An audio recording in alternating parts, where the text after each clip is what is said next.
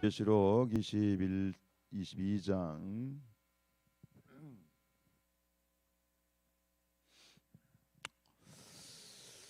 1절로 5절 말씀 함께 읽겠습니다. 또 그가 수정같이 맑은 생명수의 강을 내게 보이니 하나님과 및 어린 양의 보좌로부터 나와서 길 가운데로 흐르더라. 강 좌우에 생명나무가 있어 12가지 열매를 맺되 달마다 그 열매를 맺고 그 나무 잎사귀들은 만국을 치료하기 위하여 있더라. 다시 저주가 없으며 하나님과 그 어린 양의 보좌가 그 가운데에 있으리니 그의 종들이 그를 섬기며 그의 얼굴을 볼 터이요 그의 이름도 그들의 이마에 있으리라. 다시 밤이 없겠고 등불과 햇빛이 쓸데 없으니 이는 주 하나님이 그들에게 빛이심이라. 그들이 세세토록 왕노릇하리로다. 아멘. 네, 함께하신 모든 분들에게 주님의 은혜가 함께하시기를 축복합니다. 오늘 이제 신천 신지에 임하는 새 예루살렘에 대한 이야기를 마치려고 합니다.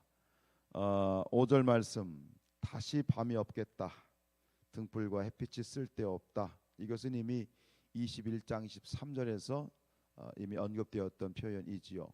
여기서 다시 갈무리를 하고 있습니다. 왜 밤이 필요 없어요? 등불과 햇빛이 왜 필요 없습니까? 주 하나님이 그들에게 빛이시게 됩니다. 주 하나님이 그들에게 빛이심이라 그랬는데 뭔가 불완전하죠. 주 하나님이 빛이셨다.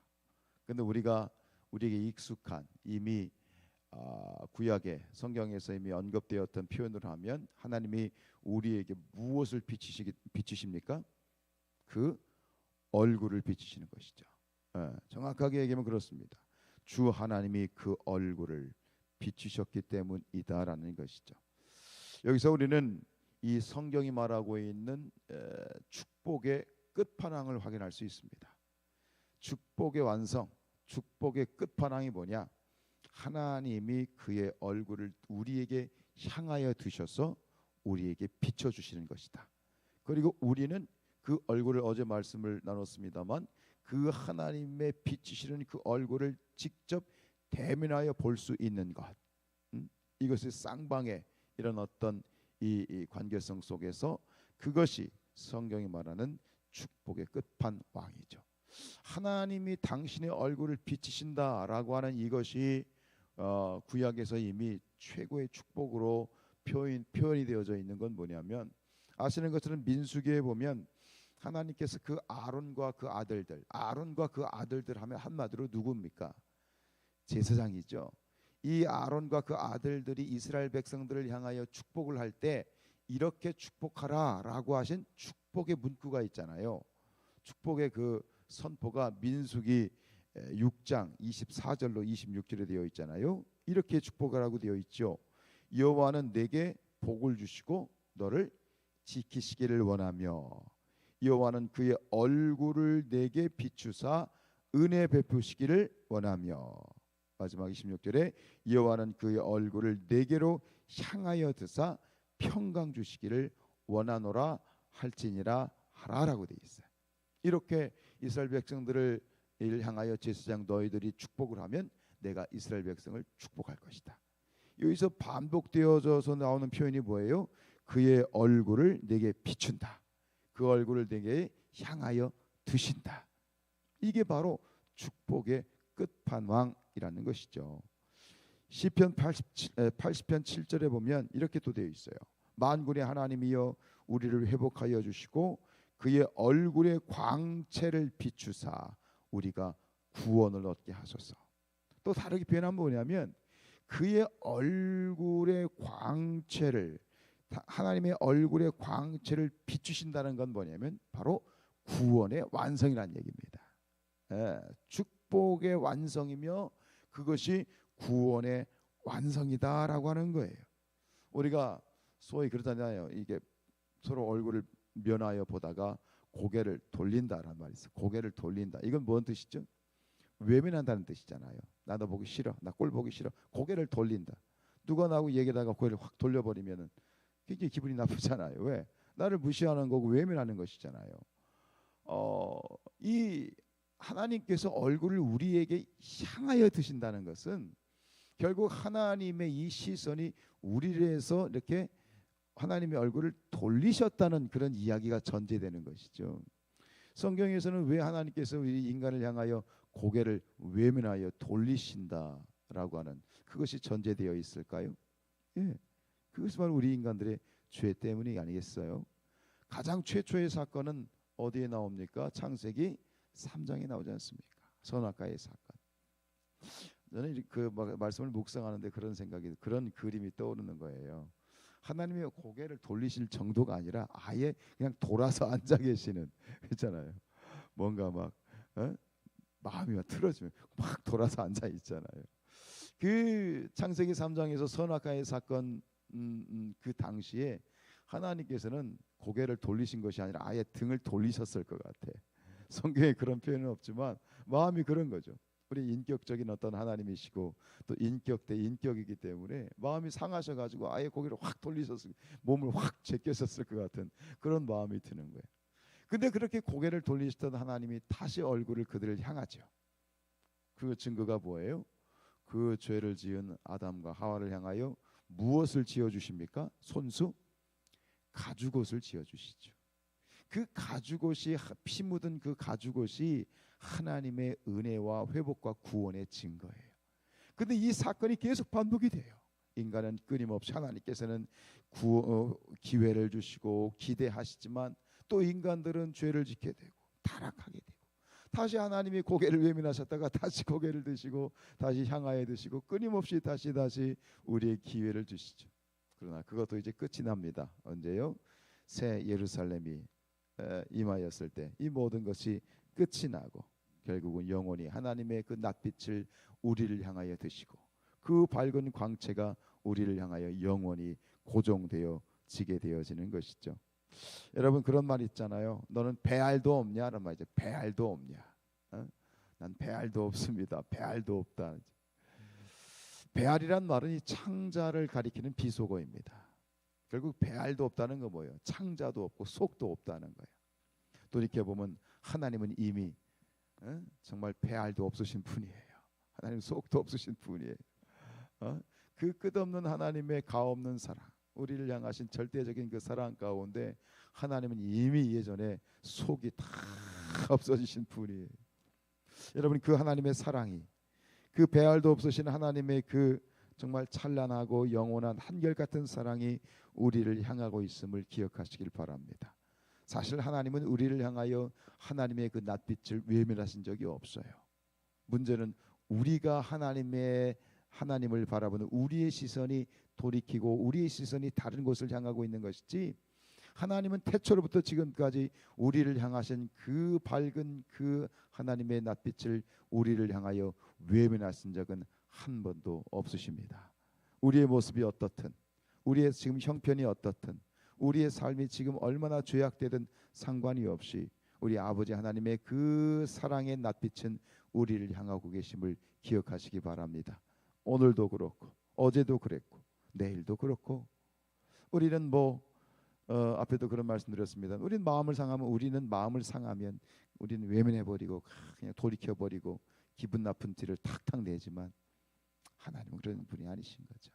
늘 한결같이 우리를 향해서, 나를 향해서, 저와 여러분을 향하여서 그 밝은 그 축복의 광채의 그 얼굴의 낯빛을 늘 우리를 향하여 향하고 있음을 우리가 기억하고, 또 우리가 그 얼굴을 늘 바라보는 하나님의 얼굴을 향하여 바라볼 수 있는 그런 저와 여러분이 될 수 있기를 주님의 이름으로 축복합니다. 마지막 구절은 이렇게 되죠. 그들이 세세토록 왕 노릇하리로다. 사실 이것은 앞에서도 많이 언급되었던 거잖아요. 왕 노릇하리라. 지금 이 천년 왕국 시대, 지금 이 시대죠. 지금 이 시대는 우리가 왕 노릇하고 있는 것이죠. 근데 지금 현재 우리가 이 천년 왕국 시대에 이 교회가 갖게 되는 승리, 끊임없이 전투하는 교회로서의 이 지상교회 이미지로서 우리가 뭔가 상대방을 굴복시키고 싸워서 이기는 그럼으로써 우리가 승리의 왕 노릇을 하는 모습인데, 여기서 말하는 이 왕 노릇, 새 예루살렘에서의 왕 노릇은 이런 싸워서 이겨서 적을 굴복시키는 그런 이미지가 아니죠. 왜? 새 예루살렘에 입성했다는 것은 이미 승리가 완성된 거잖아요. 더 이상 싸울 일이 없잖아요. 근데 그 새 예루살렘에서 왕 노릇한다는 건 뭐냐? 이것은 싸움과 승리의 이미지가 아니라 왕처럼 존귀하게 된다는 말씀입니다. 존귀한 존재로, 완벽한 존귀한 존재로 이제 서게 된다는 것인데, 여러분, 뭐 새삼스러운 얘기일 수 있겠지만 우리는 존귀한 존재입니다. 새 예루살렘에 입성을 해서 우리가 존귀한 존재가 되는 것이 아니라 지금 우리는 예수 그리스도 안에서 이미 존귀한 존재가 되었습니다. 그렇다면 어떻게 해야 되겠습니까? 이 땅에서 우리가 존귀한 존재로 살아야 되겠죠. 우리가 서울대학에 입학하는 아이들이 서울대학에 들어가서 우등생이 되는 게 아니잖아요. 그죠? 이미 들어가기 전에 우등생이었기 때문에 서울대학에 들어가는 거잖아요. 마찬가지로 우리가 새 예루살렘에서 존귀한 존재로 살아간다는 것은 이미 우리가 이 땅 가운데 예수 그리스도의 이름으로 존귀한 존재가 되었기 때문에 그 존귀한 존재가 들어갈 수 있는 새 예루살렘에 들어가서 영원히 존귀한 존재로 살아가게 되는 것, 영생 가운데 존귀한 존재로 계속 살아가는 것을 이야기하고 있는 것이죠. 스바냐서 3장 17절 말씀에 보면 너희 하나님 여호와가 너희 가운데 계시니 그는 구원을 베푸신 전능자시라. 그가 너로 말미암아 기쁨을 이기지 못하신다 라고 되어 있어요. 존귀한 자가 누구입니까? 어떤 존재입니까? 하나님이 나를 향하여, 우리를 향하여 기쁨을 이기지 못하는, 어떻게 할 줄 몰라가지고 너무너무 좋아가지고 어떻게 할 줄 몰라 하는 존재가 바로 우리입니다. 우리가 존귀한 자입니다. 여러분, 우리가 존귀한 존재로 살아갈 수 있기를 원합니다. 근데 우리가 나 자신을 먼저 존귀한 존재로 여겨야 되는데 그렇게 살지 못하는 모습이 사실 많습니다. 여러분, 우리가 가끔 착각하는 건 뭐냐면 우리가 하나님을 기쁘시게 한다는 것이 마치 내가 하나님을 위해서 무언가를 해드리고 내가 무언가를 많이 큰 일을 뭔가 내가 이루고 해드려야 하나님이 나를 기뻐해 주실 것이라는 생각을 하잖아요. 어떻게 생각하십니까?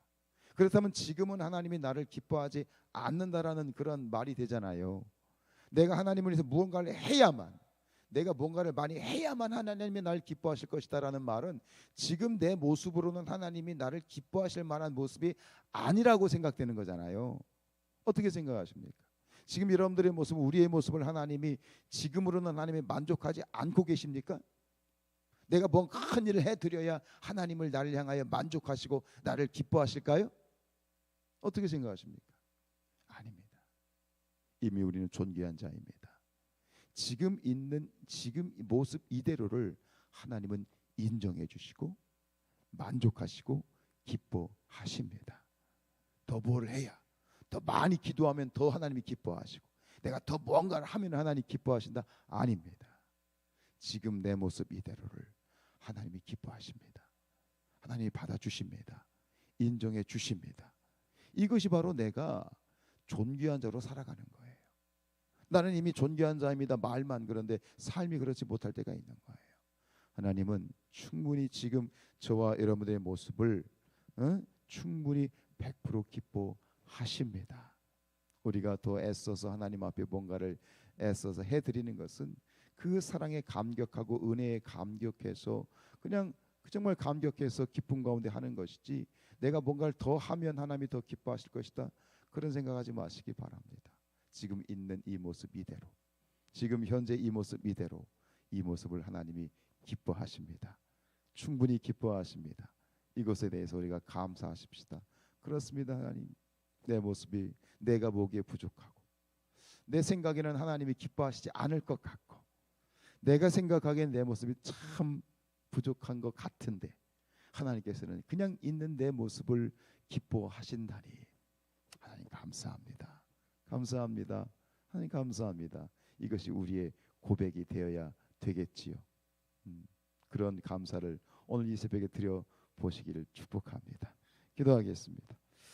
걸어가신